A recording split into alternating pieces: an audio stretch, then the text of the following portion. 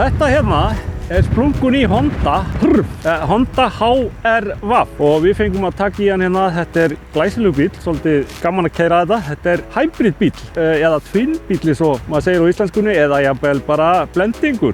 Þessi bíl með 1,5 lítra bensínvél og 2 rafmótorum. Saman þá gefur þetta stöff hérna í vélarhúsinu 131 hestafl. Þessi vél svipuð og í Jazzinum nema hún aðeins poppuð upp. Það örlítið stærra batteri, hún vinnur aðeins öðruvísi. Honda HR-VAF kemur í 3 mismunandi útgáfum. Það Elegance, Advance og Advance Style. Og Elegance bíllinn, þessi byrjunartýpan, hann mjög vel búinn. Hann frá 5,4 og upp í rúma 6 milljónir þessi bíl. Hann til dæmis með rafdrifnum afturhlera sem opnar reyndar frekar lítið farangursrými. Við erum að tala 320 lítra farangursrými í þessum bíl, en það auka 4 lítra geymsla hér undir. Það gerir svo sem ekki mikið, en það alveg nokkuð slétt inn hérna. Og það að sjálfsögðu hægt að leggja niður sætin og þá ertu komin upp í einhverja 1300 lítra eitthvað svoleiðis, sem talsvert geymslupláss og þú leggur sætin alveg beint niður, þannig að þú hefur alveg slétt rými hérna. Þetta svona ljúflokun. Þá erum við sest inn í þennan glæsilega Honda HR-VAF bíl hérna frá Honda umbúðin á Íslandi eða Öskju og við ætlum aðeins að taka í hann. Vélinn fer í gang hérna til þess að hlaða inn á mótorinn. Ef maður ekur bílnum rólega upp í hraða, þá heyrirðu ekki í þessari vél. Hún ekkert að bögga mann, akkurat ekki neitt. En aftur á móti, ef að menn vilja komast fljótt upp í hraða, þá skal ég leyfa ykkur að heyra hvað heyrist og það talsvert mikið hávaði. Og það þetta sem kannski það eina sem hægt að kvarta yfir.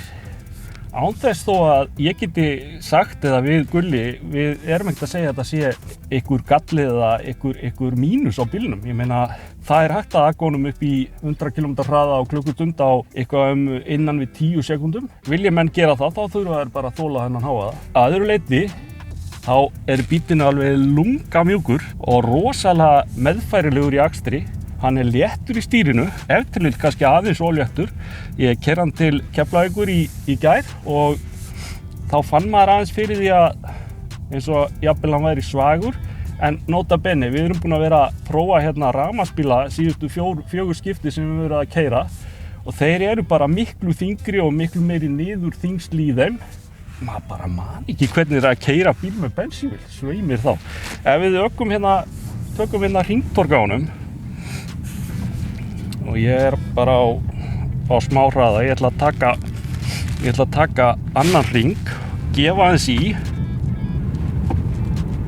og þá finnum maður hann beygir aðeins inn í, þú veist, hann fer aðeins inn í beygjuna, hann aðeins undirstýrir og það kannski þokkalega eðlilegt með það að bíllinn hann léttur og þyngslin á honum öll frammi hérna með 2 rafmótorum og bensínvél, þannig að þetta aðeins öðruvísi heldur en til dæmis að keyra alveg hreinan rafbíl. Hérna ansi sniðugt fyrirkomulag á sætis hérna skipan hérna aftur í, það engin aftursæti.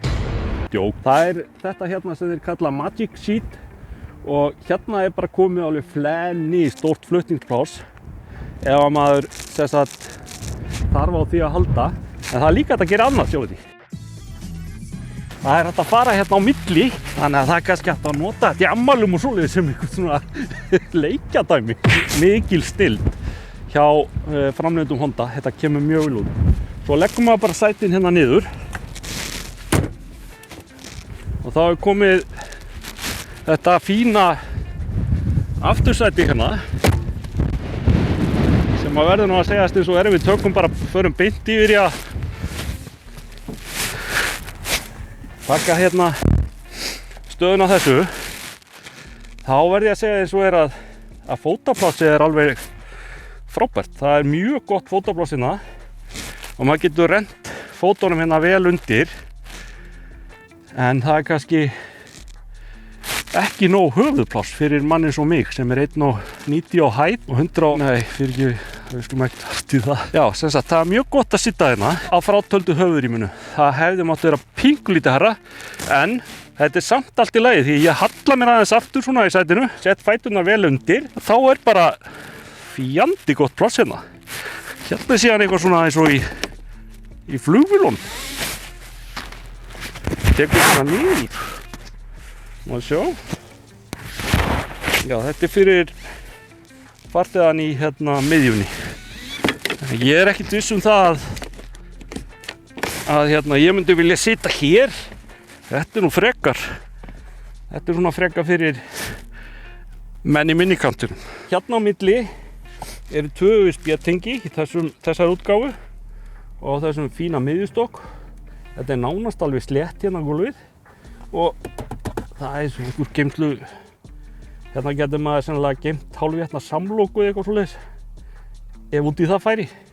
Annars eru sætin mjög mjúk, þau halda bara vel við, það er mjúkt fyrir bakið, það er bara mjög gott að sitja hérna. Þetta er fyrst og fremst, myndi ég segja að þetta væri fjölskyldubíll. Þetta er bíll fyrir familíuna með 2 börn eða jafnvel 3 og nýtist vel örugglega sem annar bíll á heimili. Enda ákaflega sparneytir, við erum að tala 5,4 lítra á 100 og kolefnissporið er ekki nema 122 grömm á kílómetr. Þannig að þetta er mjög flottur kostur. Ef við ræðum aðeins aðra hluti hérna í bílnum, að þá er þetta ákaflega vel búinn bíl. Hér eru við til dæmis að tala skynjavarnar hraðastillir, það er akreina stýring í honum, það er akreina aðstoð, það eru skynjarar að framan og aftan, sem sagt árekstrar skynjun og til dæmis er mjög sniðugt. Ef maður stoppar á ljósum þá fer bílinn, sem sagt stígur maður á bremsunni og maður stígur af henni, þá heldur hann áfram. En þá er hérna fyrirbæri sem heitir brake hold og þá helst hann í bremsunni þangað til að maður stígur aftur á gjöfina og maður stoppar og stígur aftur á gjöfina og hann helst í bremsu. Það er líka brekkuaðstoð hérna sem að hjálpar til við að hægja á bílnum þegar maður ekur niður brekku. Nú það eru 2 USB-tengi hér og 1 12 volta. Það eru drive mode á honum, normal, econ og sport og auðvitað eru við náttúrulega búin að vera á sportstillingunni hérna alveg á fullu. Það er upphittað stýri. Það sem er alveg æðislegt við þetta ökutæki er líka það að það er upphittað hérna svæðið á rúðunni þar sem að rúðuþurrkurnar eru, þannig að þú hangir ekki með eitthvað snjóhröngla á þurrkonum þegar það er kalt úti. Þannig að það finnst mér alveg meiri áttar. Nú það er regenerative braking á honum. Þá er þetta þannig að hann hleður aðeins inn á sig þegar á umframorkunni, sem maður keyrir hérna, þú veist svona, tekur af gjöfinni, að þá er hann að generata orku inn á rafhlöðuna. Þetta er típist í alveg hreinu rafbílum að geta stillt þetta svolítið, en mörgum finnst þetta óþægilegt að hafa þennan búnað, en auðvitað sparar þetta mikið rafmagnið á akstri rafbíla. Nei, fyrirgefum. Hlapp fram í sko. Að sjá. Ef við kíkjum aðeins á vélarhlífina ofan í, ekki vélarhlífina, heldur vélarhúsið. Hér höfum við þessa ansi fínu vél hérna sem er 1,5 lítra. Það sem þessi vél gerir, skiptingin er Continuously Variable Transmission eða CVT, sem er í raun og veru kúplingslaus skipting og þið getið smellt á linkin hérna fyrir ofan til þess að lesa betur þessa skiptingu sem er afar sniðug og hefur reynst alveg ágætlega. Málið er það að aflgjafinn hérna, hvort sem er í gangi, 2 rafmótorar eða vélin, sendir aflið beint út í hjólið. Og stiglusa sjálfskiptingin, þú finnur varla fyrir því þegar hún skiptir sér. En hún er svolítið hávær. Það er eini galli við hana. Komið. Og annað sem við tökum eftir hérna, sem er mjög sniðugt, að það er það að þegar maður ætlar að kæla það hitta snöggt, og setur hérna miðstöðuna alveg í botn og þá blæsir þetta framan í mann hérna. Maður finnur það, maður verður alveg eins og maður sé bara í rigningu og roki, allavega á roki. Þá hægt að stilla þetta þannig að blásturinn dreifist hérna, meira hérna á rúðurnar. Þeir hafa búið til þannig hérna blásturstýringu að maður færir þetta ekki alveg framan í sig. Þetta mjög þægilegt, þú finnur bara svona eins og léttan andvara og þú sért jafnvel staddur við svona strönd og fyrir svona mjúka gólfin að snerta vanganveginn. Síðan erum við náttúrulega með miðstöð hérna með tvöfalda miðstöð, loftkælingu og hún er handstýrð sem er æðislegt. Maður þurfi ekki að vera hérna alltaf í skjánum. Þessi 9 tómmu skjár hérna, hann er svo sem ekki til þess að hrópa húrra fyrir. Við erum að tala að Japanin er eitthvað svona ekki inn á þeirri línu að hafa þessi stýrikerfi sín alveg rosalega flott. Viðmótið er náttúrulega frekar lási. Við verðum alveg að vera sammála því að við erum hérna með grafík sem er langt fyrir aftan hönnun í öðrum bílum. Hins vegar virkar þetta allt mjög vel. Skjárinn er alveg ágætlega snappi hérna, sést bíllinn hérna, þessi ör hérna inn á bílastæðinu við Háskólann í Reykjavík.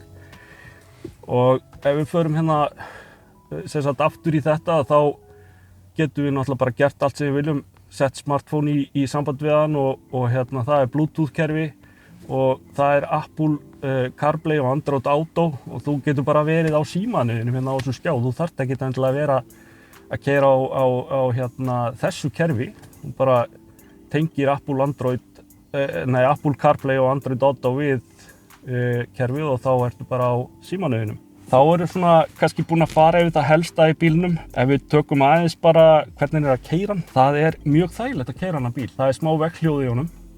Það er bara þannig, það er smá vegghljóð. Ótrúlega góð sæti í þessu. Það er fínt pláss hérna fyrir fæturnar og það fer vel hann. Og það er góð sjónlína hérna. Rúðan er pingu svona snolluð. Hún er aðeins snolluð. Maður horfir hérna, pínulítið hérna upp í skyggnið. Maður þarf aðeins að stilla sig af í sætinu. Mér finnst að hefði mátt vera pínu meira pláss hérna. Aftur í, þá er sem sagt fínt útsýni hérna afturrúðuna. Það sem góða er við þennan bíl að hann er með stórum hliðarspeglum, það eru svolítið háir og það er blindtornaviðvörun þar sem gefur hljóð líka sem að mér fannst alveg æðislegt. Ég var að keyra hérna hringtorgi áðan í Hafnarfirði þarna við Krónuna, í Kaplakrikkanum, það sem er versta hringtorg á Íslandi og þar gefur hann með hljóð ef það er bíl sem var ekki í sjónlínu, þannig að það var mjög þægilegt. Hann er með frábæra fjöðrunisbíl. Þú finnur ekkert fyrir það að fara yfir ójöfnur eða neitt slíkt. Og við Gulli erum búin að vera að diskutera hérna. Auðvitað settust við inn í bílinn og snurrtum við saman hundunum og svo hvað getur við fundið að þessu bíl? Jók. Þessi bíl er mjög hentugur fyrir fjölskyldufólk. Þetta er fjölskyldubíl sem er vel notaður sem annar bíl á heimili og ekki nóg með það. Það er hægt að fara á íþróttamót hingað og þangað á landið og með fullan bíl af krökkum og slatta af farangri. En skottið er reyndar ekki stórt. Það er ekki nema 320 lítrar, þannig að þú ert með litlar töskur ef að þú ert að þvælast eitthvað lengra en í borginni á svona bíl. Það er bara þannig. Overall þá er þessi bíl bara vel heppnaður, við erum ánægðir með hann og við mælum með Honda. Frábær bíl.